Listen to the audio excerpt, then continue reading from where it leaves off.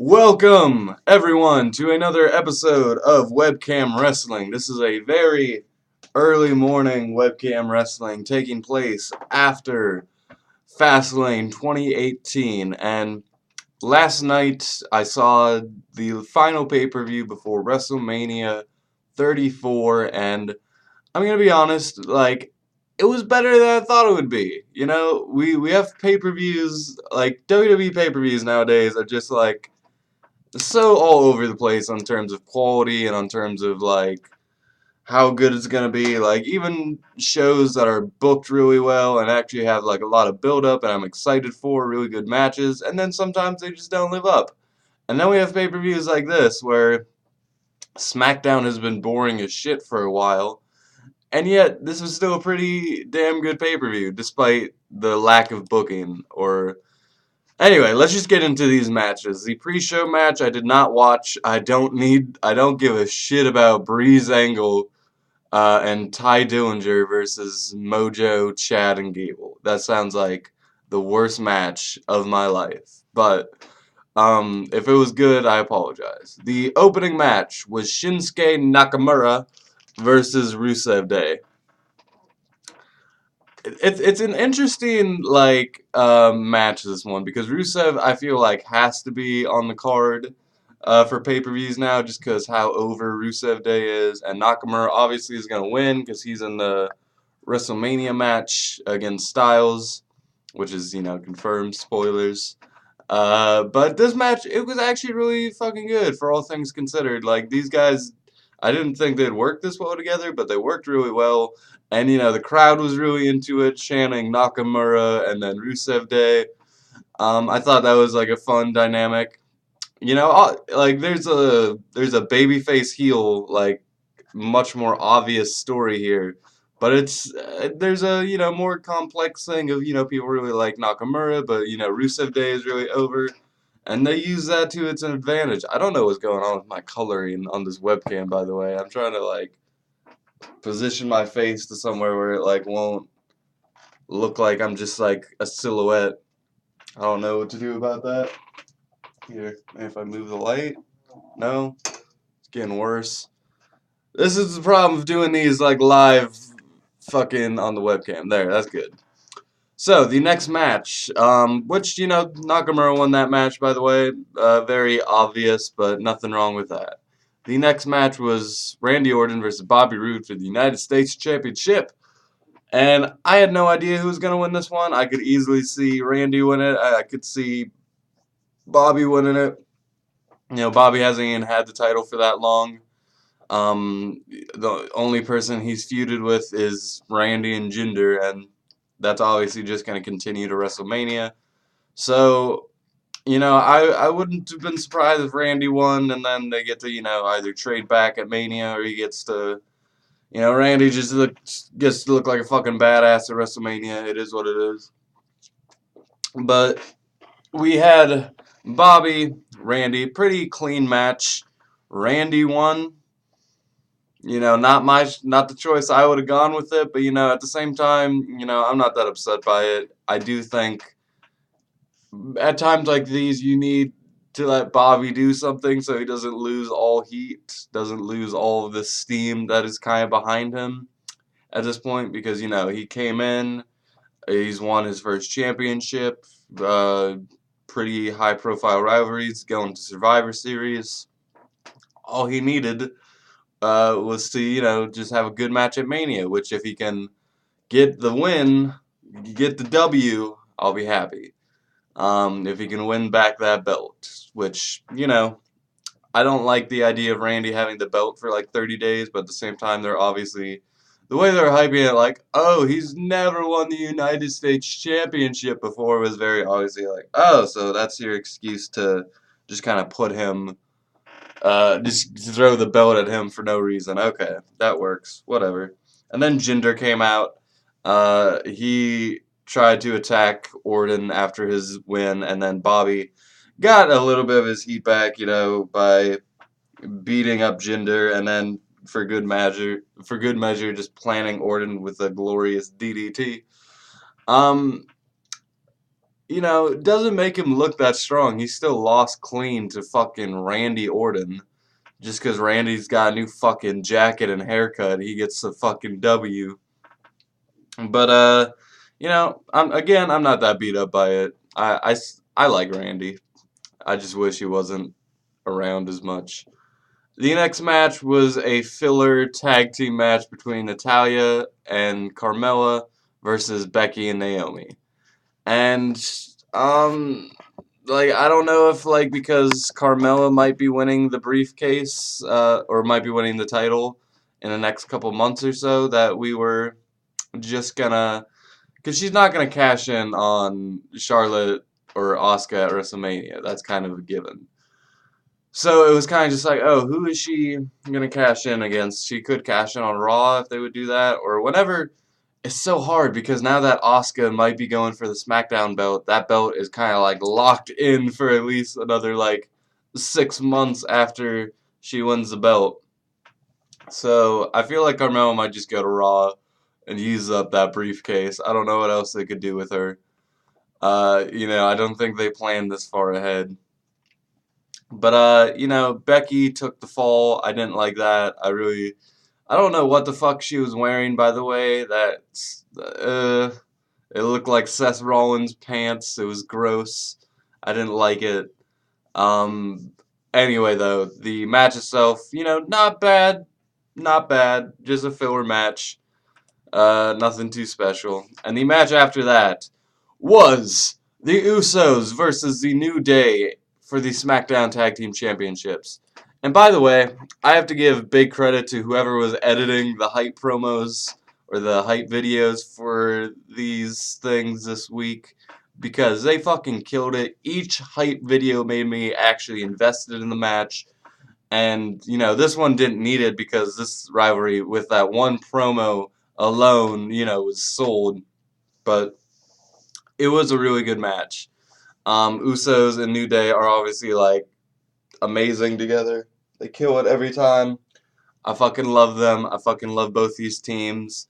I'm really pulling for Usos to get this WrestleMania match card. You know, 9 years, not a match at WrestleMania. That is actually, like, very upsetting when you think about it. But, yeah.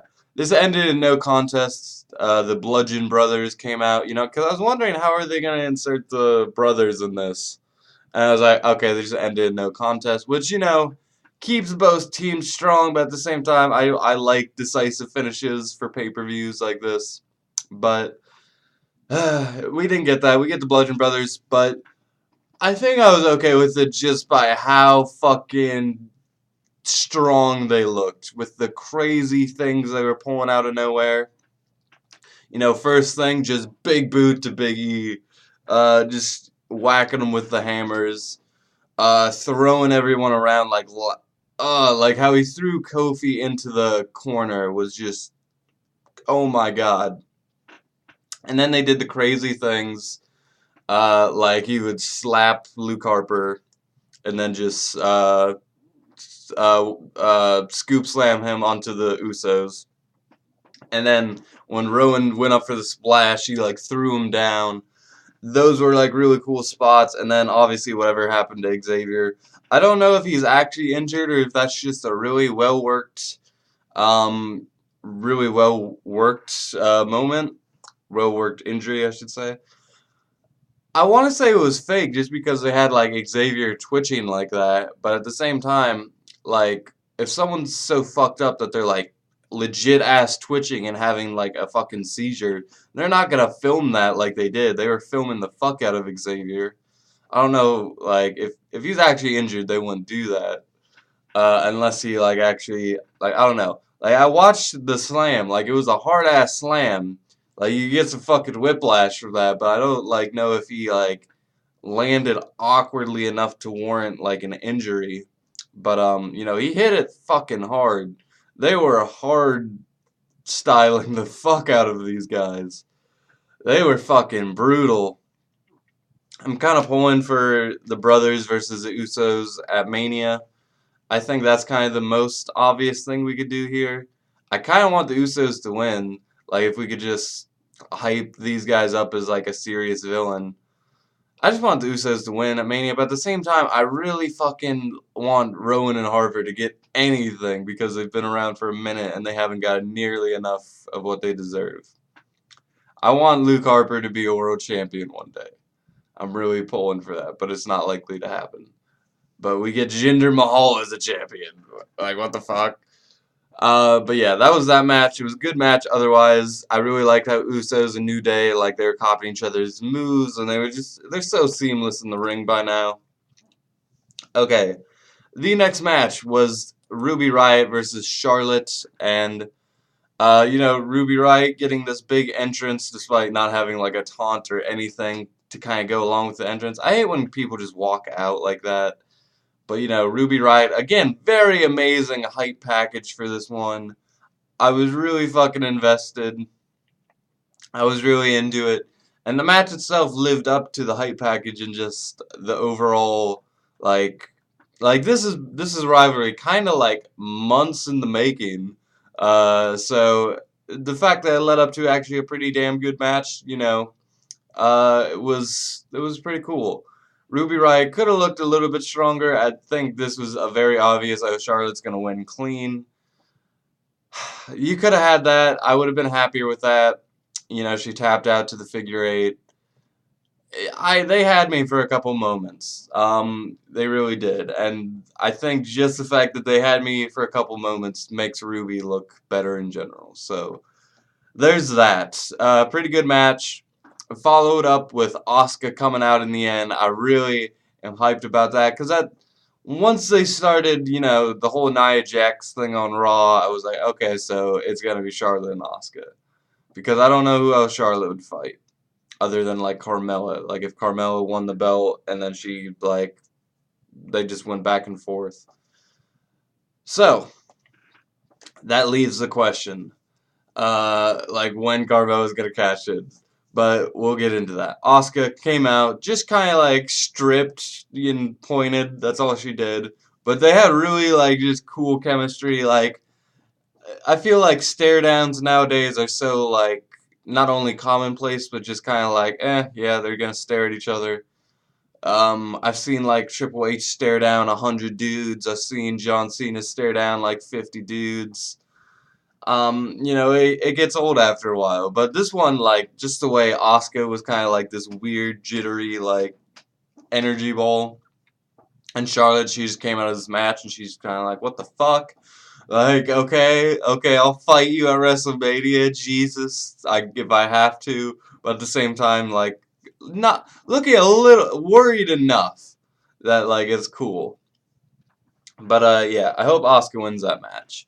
But anyway, the final match is the main event, which is the six-pack challenge, which was a crazy match with AJ, Kevin, Dolph, Baron, Sammy, and John Cena. And right away, we had Cena attitude adjust everybody right off the bat, except for Styles. This was a very much just Cena and AJ. They were kind of at the center of this thing. And then we had AJ, I'm sorry, we had Kevin and Sammy, like they had their own thing, and both of them should have won the belt, but we had interferences with Shane McMahon, all because Kevin kicked the fuck out of Shane. I love seeing Shane McMahon just get his fucking face kicked off. That was so great. But yeah, I was really pulling for everyone here. It was actually an amazing match. Like there was such a momentum. Like we were able to keep like finishers and signatures going for I don't know how long.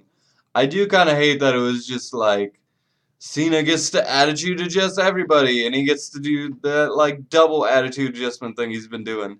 All he was throwing was like 5 knuckle shuffle, attitude adjustment. Let's go for another attitude adjustment because a bunch of them didn't even connect. So after a while, I was like, John, calm the fuck down. But yeah, and then we were just getting haluva kicks and pop-up power bombs left and right. Baron Corbin had an amazing streak. That was the best Baron Corbin has ever looked in my life. He had like 5 big ass moves in a row, and he was just speed aces. I love that moment. Baron impressed me out there. But the match ended with a pop-up power bomb, which was, oh, and by the way, the splash from Kevin after Dolph hit that DDT, that was spot on.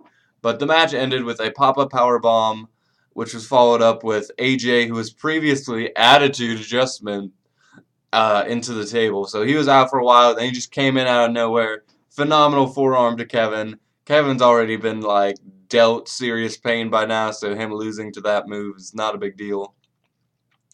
And Styles earlier got the clash on Cena. But we end it with the poster boy getting his big ass move in. It was actually really fun. It was a really fun match. AJ won, obviously. That was dope as shit. Him and Nakamura at WrestleMania. I'm glad it's happening. I hope they close the night out. I know that they won't, but I hope they do. I hope he really just gets some steam behind his rivalry now that it's going, because these guys really need some fucking steam. But anyway, it was an amazing match. I loved it. Like, it was so much fun. Probably my favorite match out of the card just because of how much fun it was. And yeah, AJ looking clean, like top champion at the end of the night. I will take that. Are you kidding me? But yeah, those are my thoughts on Fastlane. It was actually a pretty good pay-per-view despite being kind of predictable. Nothing wrong with that sometimes, though. It's WrestleMania season. WrestleMania season is always kind of predictable. But yeah. Anyway, let me know what your guys' thoughts on Fastlane are, and with that, I leave you.